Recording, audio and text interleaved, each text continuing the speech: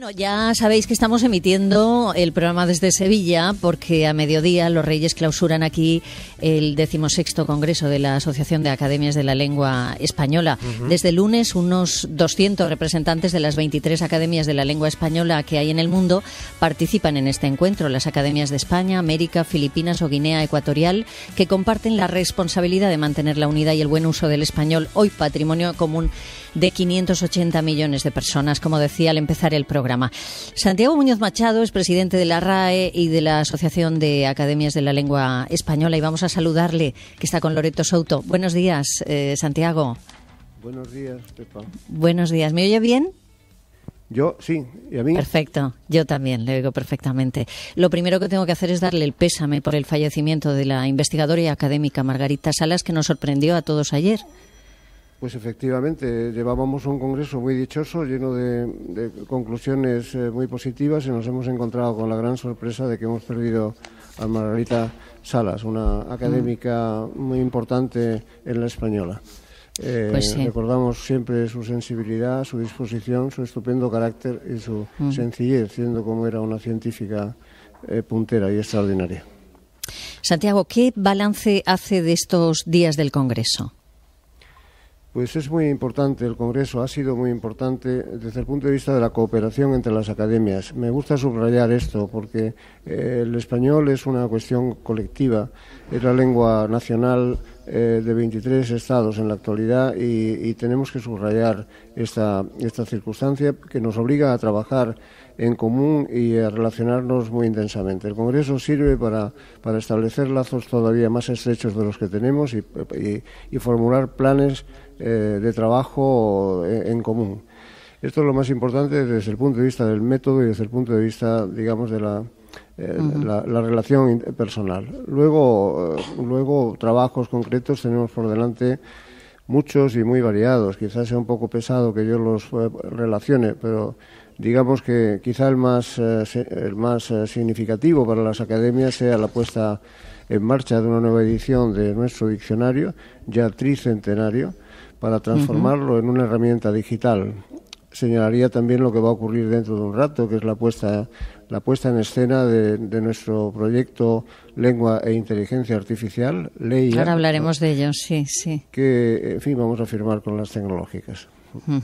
No, pero decía que lo más vistoso siempre son las modificaciones de la nueva edición del diccionario, de la 24ª, ¿no? Hoy veía, por ejemplo, aquí en Diario de Sevilla, pues 2 páginas enteras hablando de esas palabras que nos sorprende a veces que entren en el diccionario, y otras que decimos, pero qué raro, no estaba. Si eso, por ejemplo, me ha sorprendido, no estaba si eso en el diccionario, ¿no? Una palabra que utilizamos tanto. En cambio, ha llamado mucho la atención que entre zasca, por ejemplo, ¿no? Estas son las cosas anecdóticas que más se comentan al final de un congreso como este. Sí, la verdad es que tiene mucha repercusión mediática, por lo menos las novedades del diccionario, tanto las que incorporamos como las que no. Estos días que tengo mucha relación con los medios de comunicación, siempre me están microfonando. Esto de microfonar se usa cada vez más, sí.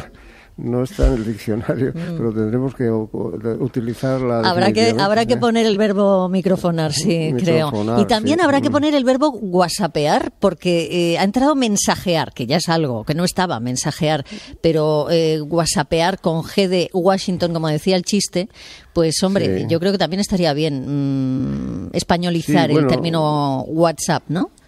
WhatsApp. Sí, en efecto, en la medida que se van convirtiendo estas palabras de origen anglosajón, se van convirtiendo en palabras de uso en nuestro idioma, pues se adaptan, y este de whatsappear es uno de los que se adaptan, poniéndole una G por delante. No tardará en verse en el diccionario. Bueno, me gustaría, decía, sin embargo, decía que esto es lo más vistoso. Sí, es lo más vistoso, sin duda, es lo que más aparenta. Y también da la impresión de que sacamos palabras nuevas en la academia porque se nos ocurre, nos ha dado la ventolera, y un día planteamos No, pero el trabajo es muy concienzudo, y el procedimiento para que una palabra aparezca en el diccionario es muy arduo, exige mucha meditación y la intervención de muchas personas. Decía Santiago que esto es lo más vistoso, pero en cambio tenemos otra edición del Panhispánico de Dudas, un glosario de términos gramaticales y algo que no quiero dejar pasar hablando con usted, la edición de versión digital del Diccionario Panhispánico del Español Jurídico. Bueno, yo estoy muy contento con esa edición, como me imagino. Porque la he dirigido yo. Ayer la presentamos en el Paraninfo de la Universidad de Sevilla y la verdad es que está quedando muy bien porque hemos compilado ahí la totalidad del léxico jurídico de todos los países de habla hispana, cosa que no estaba hecha y además con conexiones desde el propio diccionario, desde las palabras que integran el diccionario a las bases de datos legislativas y jurisprudenciales de nuestros países, lo cual es un avance para la garantía de los derechos también y para el buen funcionamiento de los Estados, ¿no? Saber muy bien qué significan las palabras que se usan y hacerlo en común, lo que nos nos añade armonización o uniformidad en este marco también. La primera vez que se celebró en España este Congreso de las Academias de la Lengua Española fue en 1956. En ese congreso participó en una ponencia el poeta de la generación del 27, Dámaso Alonso, que dijo que la lucha por la pureza del idioma pudo ser el santo y seña del siglo XIX, pero hoy, en ese momento, ya no puede ser nuestro principal objetivo. Nuestra lucha tiene que ser para impedir la fragmentación de la lengua común. ¿Cuál es la lucha de ahora, la lucha del siglo XXI, Santiago? Pues esa misma que formuló Dámaso sigue estando como el objetivo principal de este Congreso, el evitar la fragmentación. Pero ahora ya hemos empezado a hablar de fragmentación del idioma no solo por la acción humana, sino también por la acción de las máquinas. La construcción de máquinas que hablan quizás sea uno de los retos más inmediatos que tenemos para que va a durar tiempo en dominar.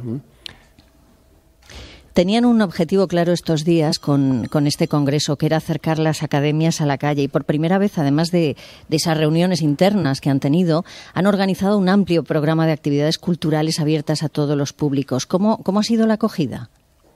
Pues muy buena. La verdad es que hemos tenido todas las sedes, 5 o 6 sedes de sevillanas que hemos utilizado para desarrollar los argumentos del congreso, llenas de gente. Daba gusto ver un patio enorme donde ayer estuvo conversando Mario Vargas Llosa con Juan Cruz, o un día anterior hablando con Pérez Reverte.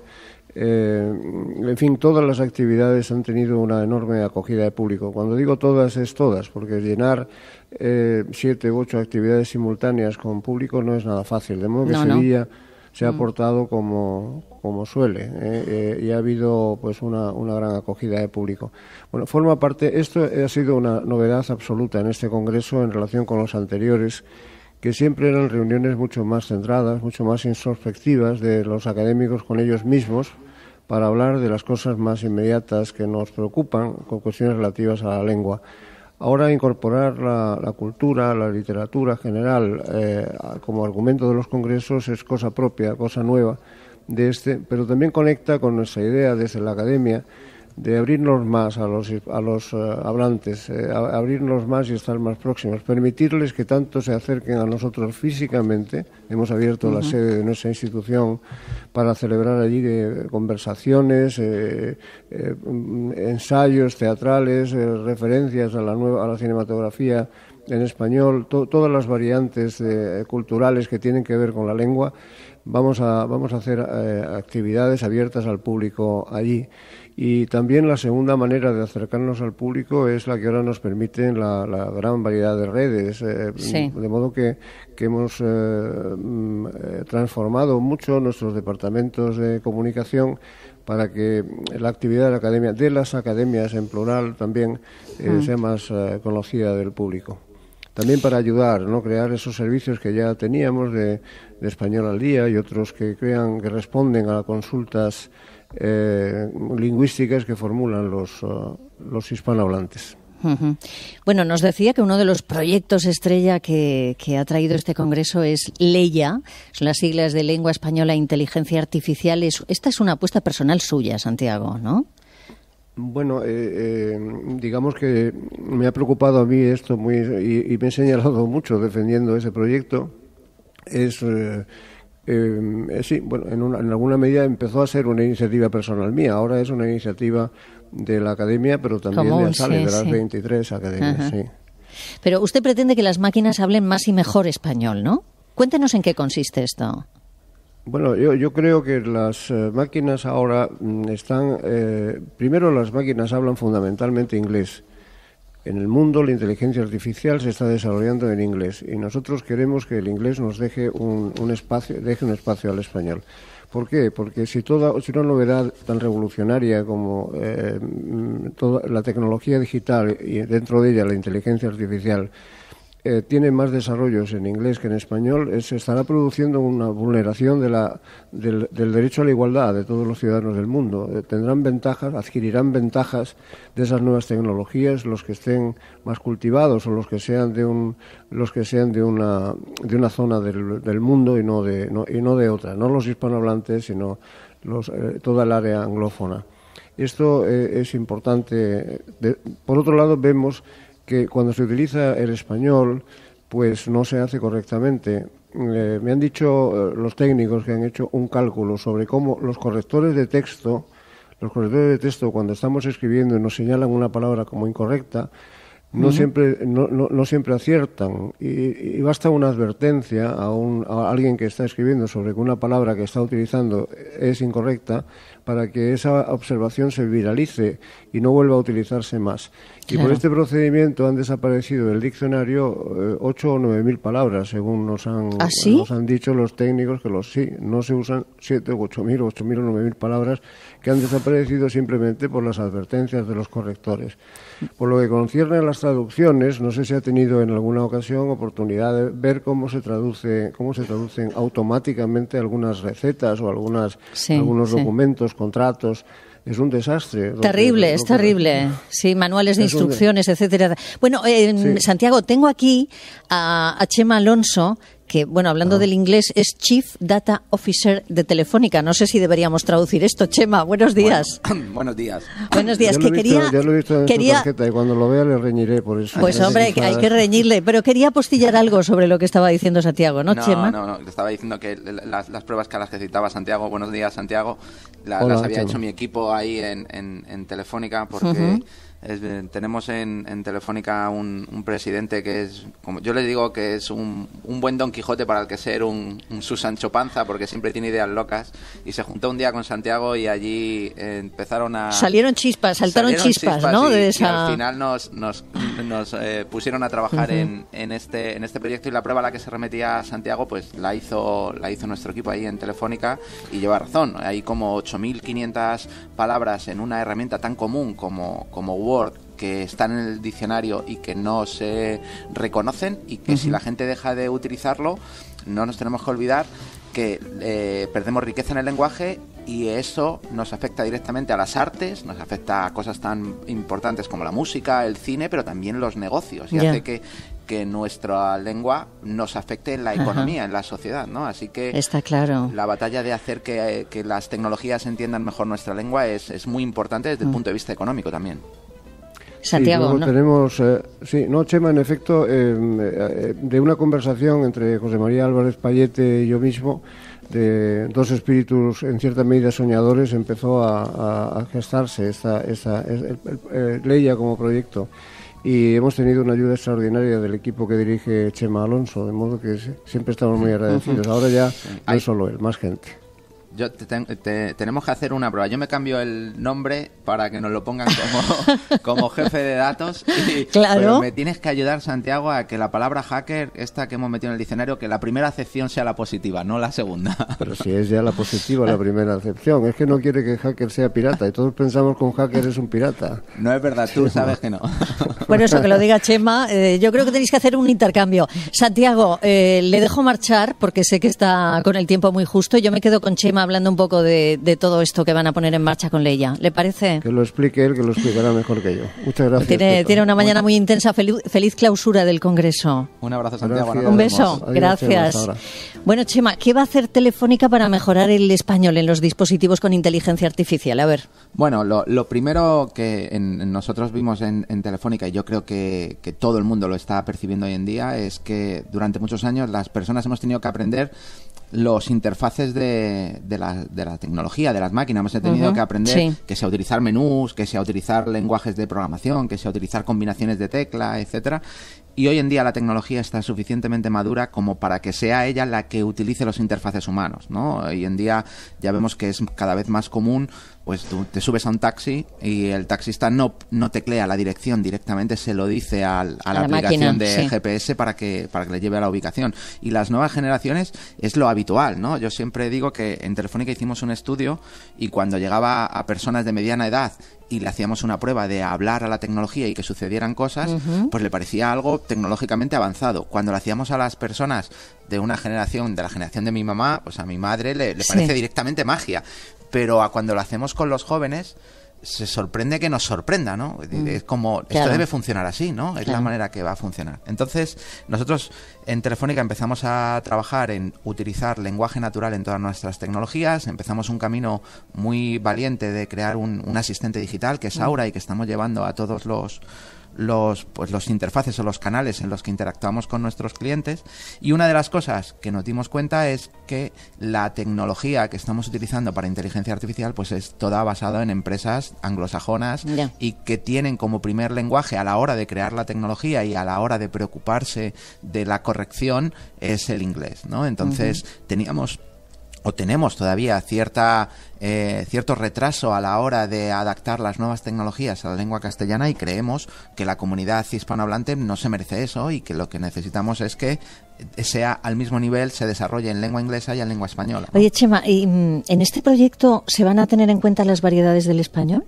Bueno, por supuesto, nuestro español es una única lengua que compartimos entre todos, con muchas variedades y muchos matices. Y es importante no solo dentro de esas variedades, la manera en la que tú y yo hablamos, que tenemos una variedad pues muy cercana porque somos del mismo país, pues probablemente, dependiendo del tono y el contexto, una misma palabra significa cosas totalmente distintas. Y hoy en día los sistemas de inteligencia artificial tienen que ser capaces de interactuar de manera natural con nosotros. Así que toda la riqueza de significados que tienen los términos, de entonaciones. Cuando estamos hablando de lenguaje natural, estamos hablando de utilizar un micrófono donde no solo comunicamos a través del texto, sino del tono, del cómo lo decimos. Y eso las máquinas son capaces también de interpretarlo, ¿no? Ahora, cuando decías lo de los taxistas, estaba recordando una anécdota buenísima. Un día que no encontraba taxi en verano en Madrid, al final me subí a un taxista, el único que encontré a un taxi, con un taxista chino, que debía de ser el único taxista chino de Madrid.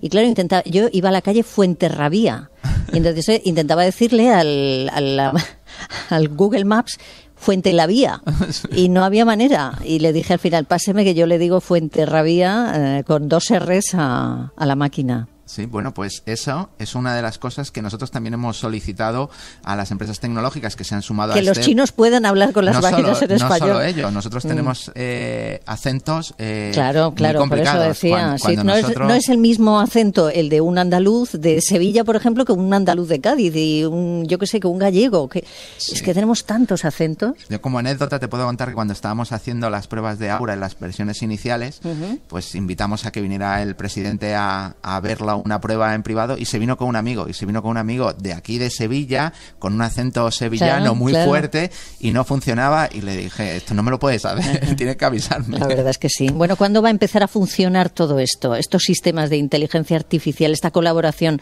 con la academia. Bueno, nosotros en Telefónica ya llevamos tiempo trabajando con ellos. Estuvimos en el congreso que hicieron en Córdoba, en Argentina, y ya estábamos trabajando con ellos, y mis equipos han estado durante estos meses definiendo pues cuáles serían los grandes proyectos que podríamos hacer con ellos para mejorar a corto la lengua.